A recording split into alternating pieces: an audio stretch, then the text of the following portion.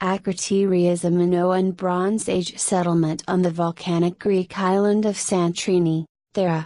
The settlement was destroyed in the Theran eruption about 1627 BC and buried in volcanic ash, which preserved the remains of fine frescoes and many objects and artworks. The settlement has been suggested as a possible inspiration for Plato's story of Atlantis. The site has been excavated since 1967. History: the earliest evidence for human habitation of Akrotiri can be traced back as early as the 5th millennium BC, when it was a small fishing and farming village. By the end of the 3rd millennium, this community developed and expanded significantly. One factor for Akrotiri's growth may be the trade relations it established with other cultures in the Aegean, as evidenced in fragments of foreign pottery at the site.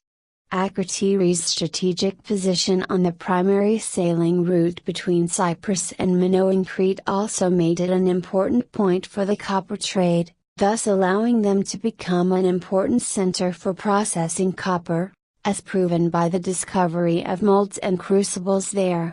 Akrotiri's prosperity continued for about another 500 years. Paved streets, an extensive drainage system, the production of high-quality pottery, and further craft specialization all point to the level of sophistication achieved by the settlement. This all came to an end, however, in the late 17th century BC with the volcanic eruption of Thera.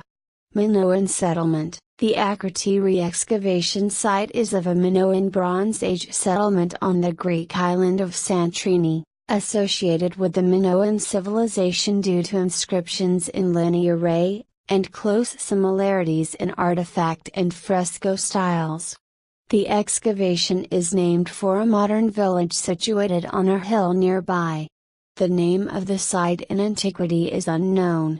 Akrotiri was buried by the massive Theran eruption in the middle of the 2nd millennium BC, during the late Minoan era period. As a result, like the Roman ruins of Pompeii after it, it is remarkably well preserved. Frescoes, pottery, furniture, advanced drainage systems and 3-story buildings have been discovered at the site. Excavations: the earliest excavations on Santorini were conducted by French geologist F. in 1867, after some local people found old artifacts at a quarry. Later, in 1895-1900, the digs by German archaeologist Baron Friedrich Hiller von Geerdringen revealed the ruins of ancient Thera on Mesa Vauno. Also, a little later, R. Zen excavated in the locality of Potamos, near Akrotiri, under the auspices of the German Archaeological Institute at Athens. Extensive modern excavation was started in 1967 by Spiridon Marinatos, and revealed the full value of this site. Spiridon Marinatos' choice of site proved to be correct, and just a few hours into the excavation, the remains of the buried city began to be discovered. The next step was to determine the extent of the city, to which it took 2 whole seasons devoted to the site in 1967 and 1968. In the early years of the excavation, a great deal of attention was paid towards the organization of proper facilities for the dig, including substantial workshops, laboratories built for storage, repair and treatment, and areas for examination of archaeological finds.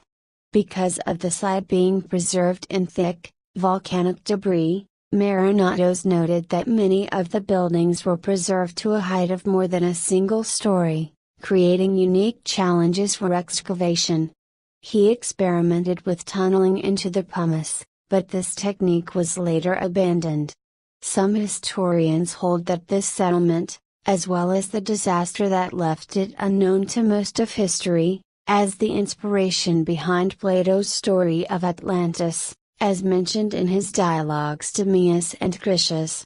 Excavated artifacts have been installed in a museum distant from the site, Museum of Prehistoric Thera, with many objects and artworks presented.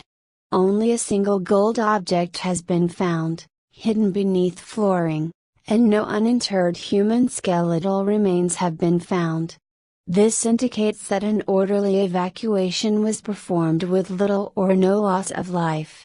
An ambitious modern roof structure, meant to protect the site, collapsed just prior to its completion in 2005, killing one visitor.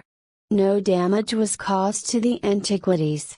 As a result, the site was closed to visitors until April 2012.